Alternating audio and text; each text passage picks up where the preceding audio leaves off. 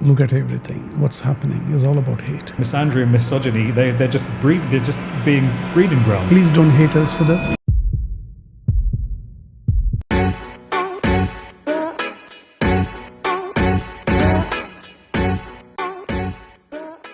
Hi guys, welcome back to the Manarchy podcast with me, Chris. I'm joined here with Wilson today.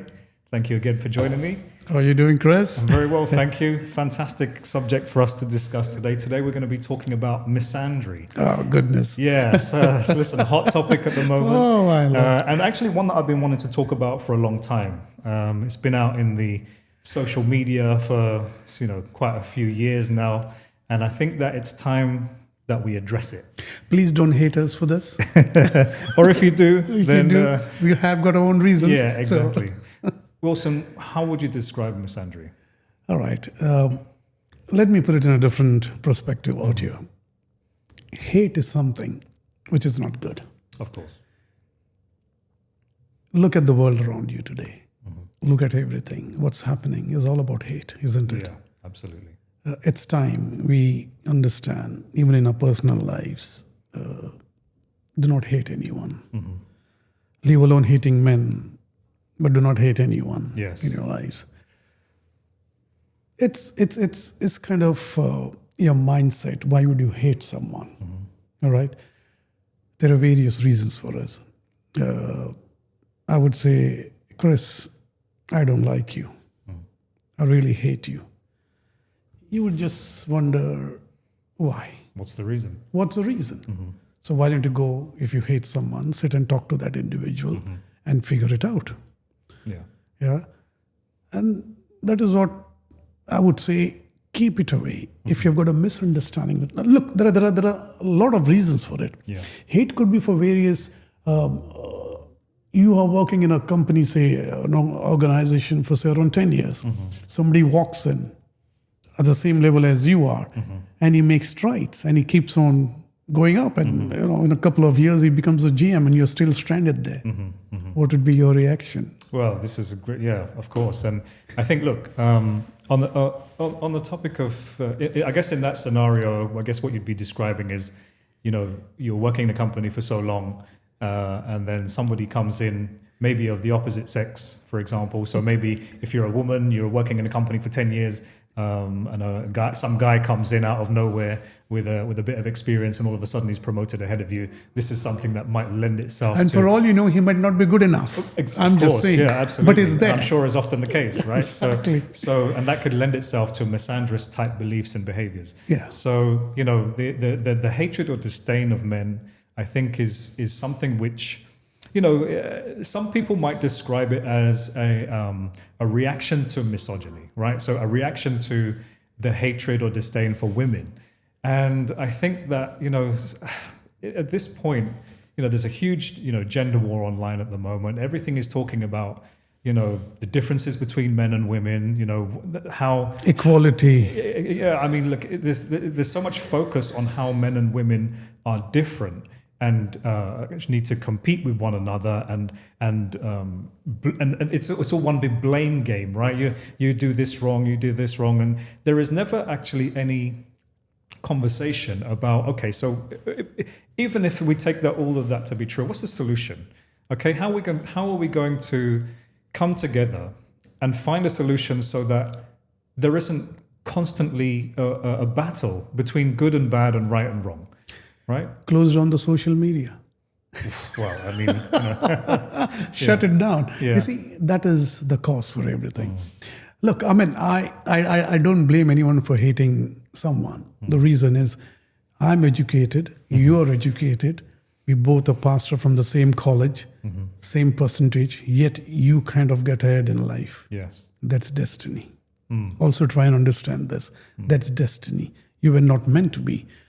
He might be doing something different which you're not aware about it. And if you want to get as good as that individual is, I would say, rather than hating him and being annoying, because if you start hating someone, you'll be the first one to be affected. Yeah. Right? You will feel depressed. You will be angry with yourself all the time. It's a self-consuming emotion. Exactly. When you walk home, you kind of won't be happy. When you go to sleep, your thoughts will keep on running all the time. Yes. When you wake up in the morning, you'll be angry and depressed. Oh, I have to see that guy again. Why the hell is doing so well? I would say, rather than go sit, talk to him and say, look, buddy, congratulations, you're doing well, but I don't like you. Reason Just out. outright. Just come out and tell someone you don't like them. Look, you can't hold. And for how long can you hold? Yeah. Either you have to resign and move out from that particular place. It could be not only in the office, even at home. Yeah. Even at home. The key, again, I say, like, if you're an alpha, trust me, a lot of individuals, even at home, will start hating you Sure. for the way you behave, whatever it is. Because your behavior will impact someone, and they might not like it, but they might not communicate. So you wouldn't know why somebody hates you. You would know, okay, this individual hates me, but you don't know why. Yeah. Yeah. In order to make that right, I always recommend sit and talk to that individual.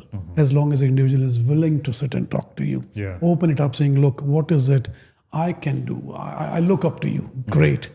I hate you also. What is it you're done different that I'm not doing right? Maybe he'll help you. Your perspective towards that individual would change in the moment. Yeah. In a moment. Instead of hating, you'll start liking. Yeah. So you're trying to gain a common ground and understanding rather than that, like I say, that constant battle. I think there's an old phrase, that hating someone is like drinking poison and expecting the other person to die. And it's such a true statement because it's such a self-consuming emotion. Exactly. Like you brought up the point in the previous episode about road rage and finding yourself in a situation where someone really does something that rubs you up the wrong way. Exactly. And then you're sat in the car just screaming, shouting, and whatever. And it's such a self-consuming thing because they can't hear you. Yeah. They don't care. They're long gone. Exactly. Right. And so that feeling of anger or hatred towards someone is just something which is never going to be of a benefit to you at all ever in your life, right? So the point I was trying to get to previously, just about how to find common ground. Look, I think the whole point about humans are bound to disagree, right? Man, woman, boy, girl, whoever you are, you're bound to disagree on certain things because we all come from a different place. And maybe we've all started from a place of advantage or privilege or disadvantage and not privileged, depending on where you were born and all those kind of things.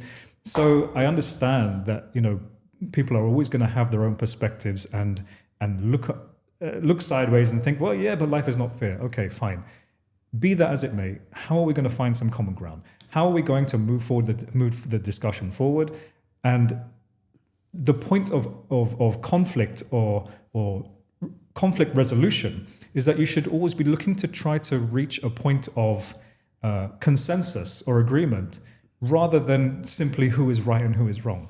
If me and you have an argument, the point of who is right or who is wrong, whilst it might be relevant, it's not the solution. It just means that you're right and I'm wrong. How do we find the solution? How do we find the common ground? How do we move the discussion forward? To have a common ground, there should be something in common in the first place. Sure. Right? I agree.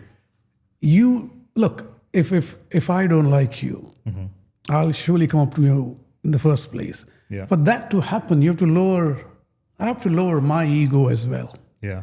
My attitude as well. Okay, let me go speak to this guy. If I'm very kind of, firm, to hell with him. I didn't want to talk to him. It is not possible. Yeah. Look, these days we talk about equality. Everyone is educated. Everyone strives to be better, right? For example, you hear a lot of,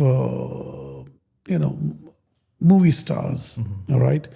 Where their sons and daughters, all right, irrespective whether they can act or can't act, all right, are right up there getting the best movies and whatever it is. And there are real talented actors who are just there. Pushed by the wayside. And they're real talented. Yes. They are talent. You love their acting. They're not able to get there. Yes. So what do you think we'll expect? There'll be hate. Yes. There'll be that annoying thing. And they'll come out in the open and say, this is privilege.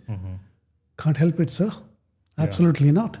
But can you go to that individual and say, look, buddy, I hate you? He'll say, who gives a damn? I'm privileged. I'm right up there. Yeah. So, it's a certain nuances to everything. You can't literally find a common ground in most of the issues. If everybody would have found a common ground, trust me, this world would have been a better place to live in, and which is not. And this is perhaps the reason of hate where they're not able to communicate and try and understand from where it is coming. Look, there is injustice all over, right? Some of them, you murder someone, you're scot-free. Some of them, you just give a slap, you're in prison for the next 10, 20 years, right? So where is the common ground in this? There's absolutely nothing. Yeah. So hate emanates from a particular position of what you are in. Yeah. And how far you're willing to go to kind of dissolve that problem. In order to happen, you must first find a common ground. It's also the opposite individual who's right up there. Is he then willing to come to your level? Yes. And say, okay, let's have a discussion. And I think this is an important point, by the way, for young boys. And I think, young men growing up, Yeah. a lot of them do feel disenfranchised. They do feel kind of isolated and alienated from certain aspects of life. And I think that this kind of is a breeding ground for not necessarily misogyny, but just a kind of a resentment. I think it's quite reductive, by the way. The term misogyny and the term misandry is kind of reductive in the fact that, like, if you were a woman and me and you are having a discussion or an argument about something, and I say something that you don't like or disagree with, it's very easy for you to reduce that down to, you're just being misogynistic. Exactly. And vice versa. It's very easy for me to reduce that down to, you're a misandrist. So basically what we're saying is, everything that doesn't go our way or that we don't agree with is as a result of, it's quite simply because of what sex you are. Exactly. It's got nothing to do with your personality. It's got nothing to do with who you are as a person. It's got everything to do with, what lies between your legs. It's such a ridiculous way to view life. And it's very intellectually lazy to think like that. Exactly. And so I think, when I coach young men, young boys, I'm very aware of what situation is that they're in at the moment. And I ask them, okay, how do you feel, with regard to these kind of things? And the answers that I get back are all very similar, which is quite a scary thing, because it makes you think, well, maybe it's not just anecdotal. Maybe this is happening on a wider scale. And so then, misandry and misogyny, they're just being breeding grounds, Exactly. And I think the thing with social media is that the algorithm follows you, right? So if you were looking at one particular thing, and then you go down this rabbit hole, and then all of a sudden your whole entire life is consumed by this one thing, and then all of a sudden your mental health starts to suffer, and your attitude towards the opposite sex starts to suffer. So I think the point that you're making about finding that common ground first, having that communication to begin with first, and sort of saying, okay, look, we have an issue here. Clearly there is an issue here. How are we going to communicate? What common ground can we find to resolve this issue? Because at the moment, it's all left and right and wrong. Everyone has got that competitive nature these days. You're talking of boys and girls, whatever it may be. They strive to do well in anything and everything these days, isn't it? Yeah. So when you are striving and you see your mates going ahead and you're still lacking behind, that is what creates one. But how do we fill that vacuum? The parents have to come into play. Yes. The ambience where it's growing in. A good relationship between a mother and a father. Absolutely. They can say, look, Dad, look, Mom, I'm not successful. How come he is successful? I'm better than him. How come he is? And that's where your whole kind of counseling begins at home. And when you start nurturing that, in a very sensitive way, trust me, going forward, boys and girls, whatever it is, will kind of not be hating as much. There'll always be hate in this world. Trust me. There will never be a common ground. Will not happen. When people talk about equality, that is the worst screw up ever. Nobody is able to define what is equality yet. But everybody talks about equality. Nobody knows what is equality and why all should be equal. Yes. That is absolutely nothing. Again, it's a reductive term. It's like, okay, well, yes, we want equality. Equality of what? So what is the definition? It takes away. Tell me. If you'll know, please comment right to us and tell us. What does equality actually mean? Isn't it's it? So reductive in terms of the individual. The individual strengths and weaknesses. It's okay, we should be just regarded as the same simply because we happen to share the same space or happen to be on this earth together. It's like, no, people are not born. There's no such thing as different and equal. They're different, and they're different for a reason. Right? So look, I think to wrap up, I think my take-home message when it comes to the topic of misandry in general is that hate only begets more hate. Exactly. Right? And the answer to past discrimination is not present discrimination. Absolutely You can't not. just take the attitude forward that you're just going to focus on who's right and who's wrong and expect that you're going to find any sort of solution. The solution is coming together, having positive discussions, communicating with each other, and finding, like you say, that common ground to move the discussion forward and bring boys and girls, men and women back together, because at the end of the day, we need each other. Discussion is the key. No matter who says what about being independent and like we were sort of saying in the previous episode, being the aggressor, the dominant person. Yeah, fine, if that's what you want to do. But the ultimately, we need each other, and we need each other to thrive and have a healthy, happy community. I would say, I believe in peace. If I don't like someone, I will definitely go and say, listen, this is an issue. Yeah. Help me out here.